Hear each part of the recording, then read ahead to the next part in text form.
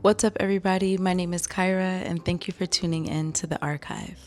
Today, we are talking about one of the most important albums in the 20th century. This is The Miseducation of Lauryn Hill, released in 1998. For many people, this album is more than just a great album. It has impacted culture, it has impacted and sustained many eras of different music, and people are still talking about this today. This album takes so many brilliant, amazing, wonderful genres like gospel, soul, hip hop, reggae, and it combines it together, and it really brings people from different diasporas and people from different parts of the world together. And the wild thing is that this is Lauryn Hill's first and only solo studio album. One album, y'all. Yet somehow it changed R&B and hip hop for an entire generation. Let's get into it. Lauryn Hill was born in South Orange, New Jersey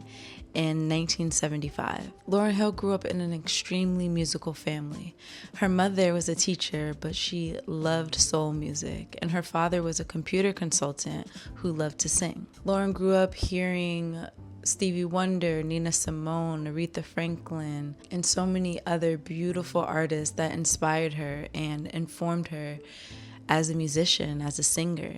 But not only did Miss Hill take on singing, she was also an amazing lyricist, still is an amazing lyricist. In high school, she met Pras Michael and Wyclef Jean, and they founded and collaborated and became the Fugees. Their 1996 album, The Score, became one of the classics from this decade. This hip-hop artifact was many of ours glimpse into what would soon come from the miseducation of Lauryn Hill. But also during this time, Lauryn Hill was writing her own songs that were much more personal to Lauryn during this time, during the success of the Fugees. And that personal writing eventually became the foundation of this brilliant piece of art. A lot of this album was created in a very complicated time during Lauryn's life. Between becoming pregnant with her beautiful little boy Zion, whose father is none other than Rohan Marley. Lauryn has said that this moment in her life, becoming pregnant, changed everything for her. Even in the lyrics of the song Zion on this album, Miseducation of Lauryn Hill, she talks about how people wanted her to get rid of this child. Many people around her suggested that she should terminate the pregnancy because it would affect her blooming career. But instead, she chose to keep her child.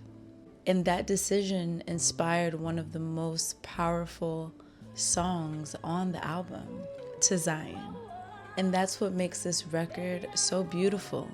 This album is about self-discovery, love, heartbreak, motherhood, faith.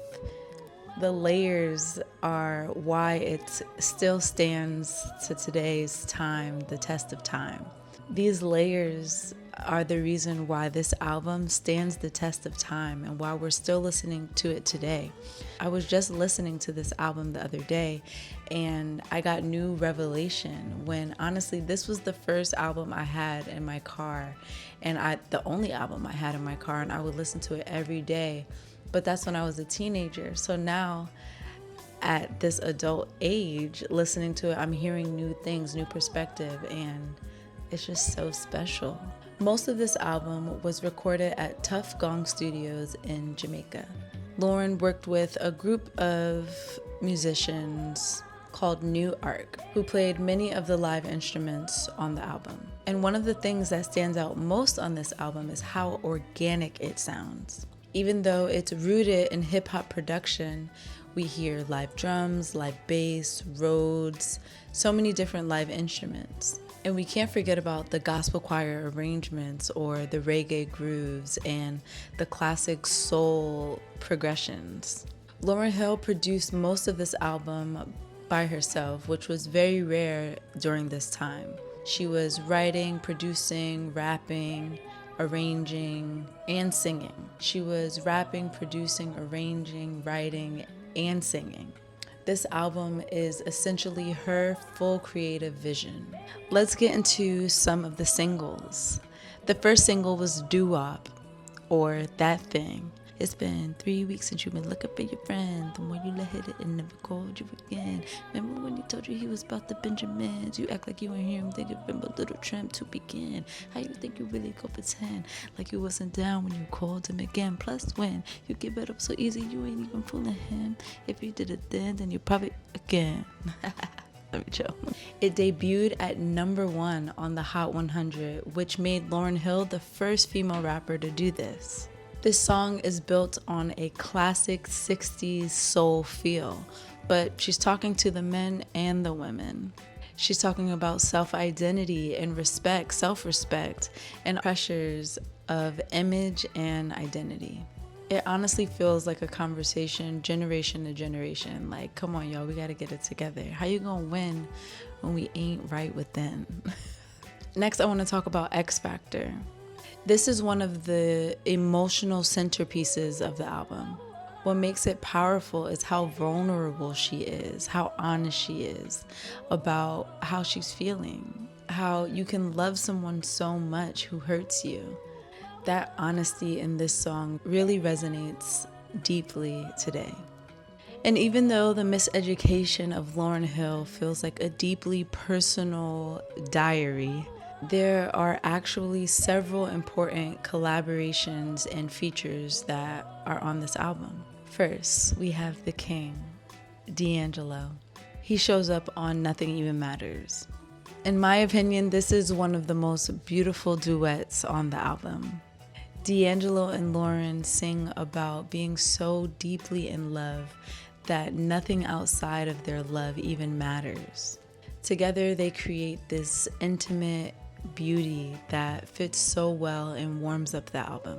Another feature was the one and only Mary J. Blige, and she showed up on the song I Used to Love Him. This song is essentially a conversation between two women talking about toxic relationships. Lauryn opens the song telling a story about loving someone who wasn't good for her. Then Mary J. Blige enters in the second half of the song with her soulful rasp, saying the same thing. He ain't good, I used to love him. Mary was a great feature for this album because she already held so much weight in the hip-hop R&B community. And we already know she's famous for singing about heartbreak and survival. And we also have Carlos Santana, who plays that beautiful, iconic guitar solo in the beginning of Zion. Something that's also very unique on this album that we can't talk about this album without talking about her interludes. One of the most creative things about this album are the interludes.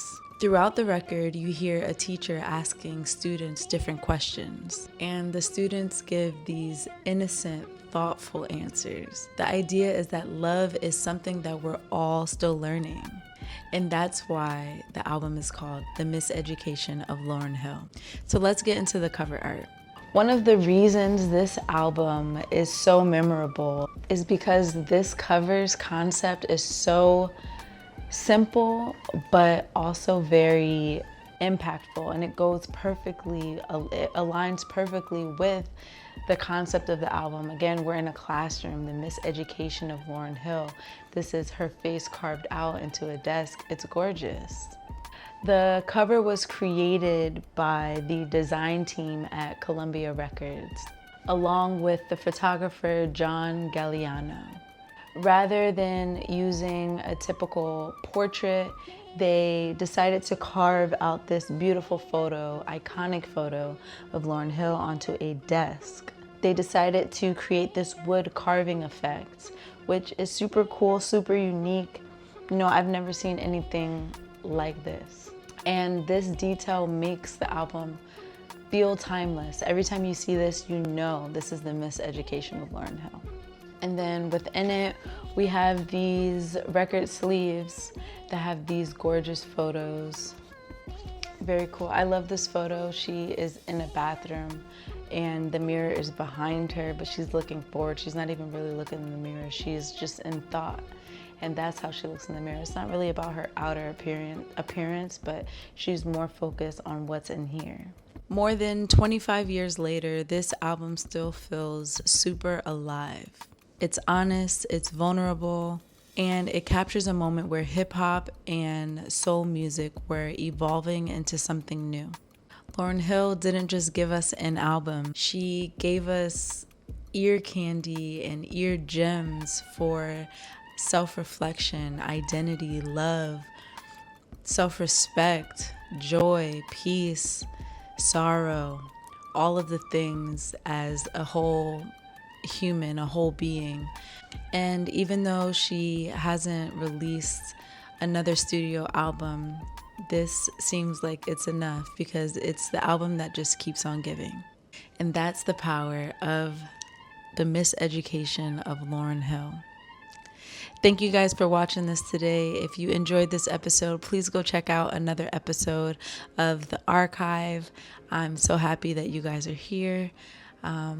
Please follow me on all my social medias at bykaira.com for some of my own music and some other think pieces that I have about some of my favorite music.